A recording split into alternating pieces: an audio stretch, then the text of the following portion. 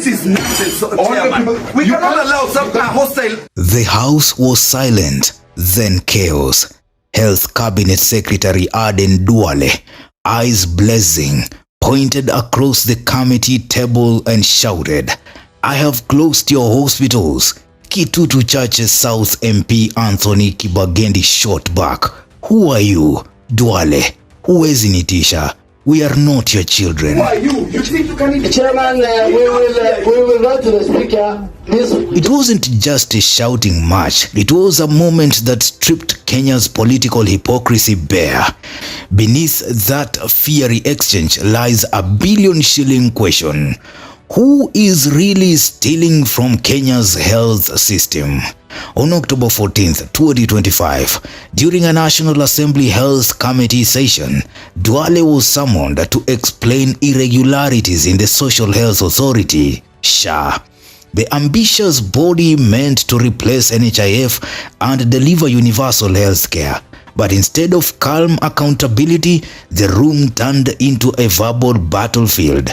Kibangendi accused Duale of running a ministry where hospitals are shut down not for reform but for revenge. Duale accused Kibangendi of owning fraudulent facilities. "Your hospitals," he shouted, which he claims were caught in corruption. You are close to hospital. We will not have hospital. I have no hospital. We are anywhere. Let us charge you. We will charge you the strategy you used to try. And we will charge you. You need to answer. Charge me. I will answer me. You cannot. We are not your children. Let me take this. No, we will not allow you. Just because you are the president. You are the exception. We will not allow. You are not extraordinary. Kibangendi, you are out of order. I'm not a You are out of order, Honorable Kibangendi. You and your friends are stealing from order. We have closed your office. Where I don't own a hospital. And if possible, we will charge you in a court of law. You can charge me. You can charge. I don't own a hospital. You are the people stealing from SHA. You and your friends. Bring your impeachment. Just because we're asking you questions. We'll ask Honorable Kibangendi to actually stop. We will not allow you to intimidate with your nonsense. We are close to the point. And we'll close. Chair the committee, Kibangendi shouted, "We cannot allow Duale to run the show." The problem, Kibangendi says he owns no hospital, not even a dispensary.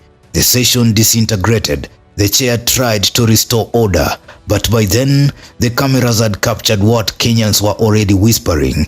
Duale's health reforms might be burning down in scandal. Honorable Kibangendi, we have closed two of your hospitals and we will close the third one. I don't own a hospital anywhere. Honorable We will close the third one. please. This is nonsense. We You cannot can't allow some you can hostile witness to come here. Kibangendi, a youthful ODM MP aligned with the Kenya Moja caucus, has been among the loudest critics of Ruto's health overhaul. He's called SHA a fraud conduit, a scheme draining billions through ghost claims, uncompetitive tenders and political connected tech companies.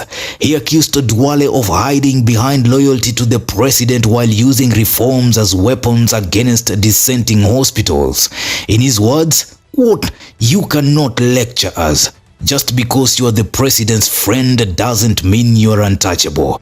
The statement hit deeper than it sounded because it framed Duale not just as a cabinet secretary but as a symbol of Ruto's inner circle, untouchable even amid controversy. I'm chairing this and I ask you. You are not chairing. He's the one who is chairing. No. He's telling you what to do. No. It is true. You are intimidated by this man. No. Just because he's a president, Kenyans need to know Duale is messing up health. We are going to. We have closed. Where is the vice chair? Is it in your place to ask the vice chair? Out of order. We will not allow you. You are bitter, but we will close your hospitals. I don't own a hospital. You are bitter. That is the strategy we are trying to use to silence us. We will write to the speaker. Produce a evidence that I own a hospital. facilities. You are the one who and should sit not in in the this committees. ministry.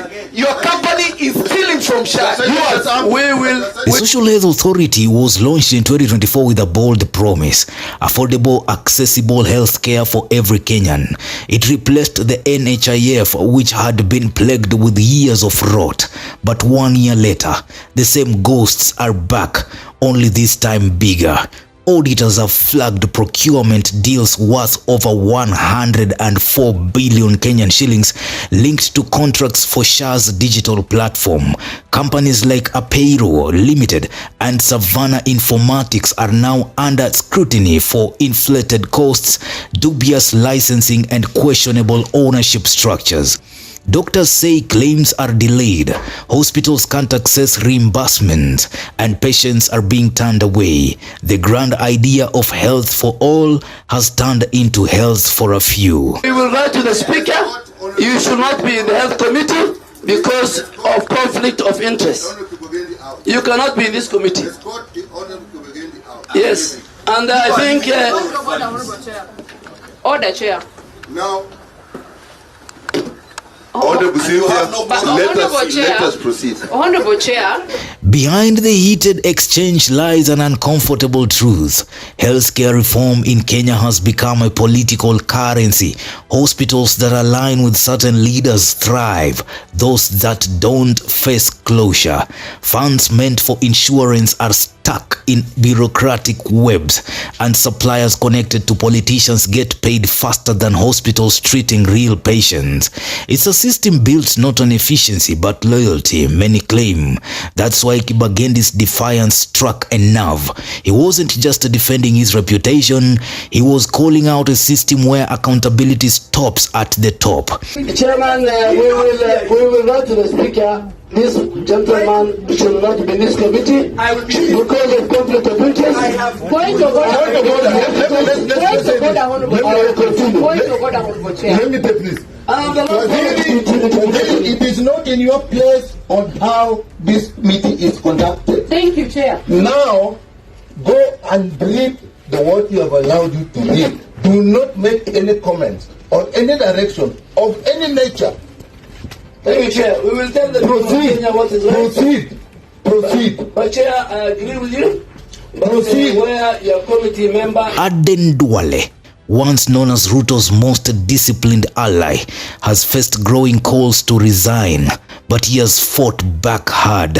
On social media, he has shared cryptic posts about cleaning the road and standing firm. In parliament, he has doubled down, insisting SHA is the only path to a corruption-free health sector. Yet, insiders claim Duale's battles are also personal, an attempt to prove he can reform a broken ministry while under siege from ODM's youth wing. His confidence, however, may be backfiring. Each public outburst, like the one against Kibangendi and Nandi woman rep Cynthia Muge, only fuels the perception of arrogance and impunity. This isn't just about two men shouting in a committee. It's about Kenya's fight for integrity and the cost of political loyalty. Health reforms are supposed to heal systems. Instead, they have exposed deep fractures between government and opposition, between policy and politics, between reform and retribution. The SHA battle is now a mirror. It reflects a government that promised efficiency but is sinking into old habits of patronage and power play. And as Kenyans watch that viral clip of Duale shouting, "I have closed your hospitals," many are asking, is that a metaphor for the state of our healthcare? This confrontation wasn't a mistake, it was a warning. Kenya's healthcare crisis isn't just about medicine, it is about power, money, and who dares to ask questions. The next session of parliament may decide Duale's fate, but the bigger question remains: who will fix the system before it collapses completely? Drop your comments. Newsroom, Maisha TV, Bushabi Jr.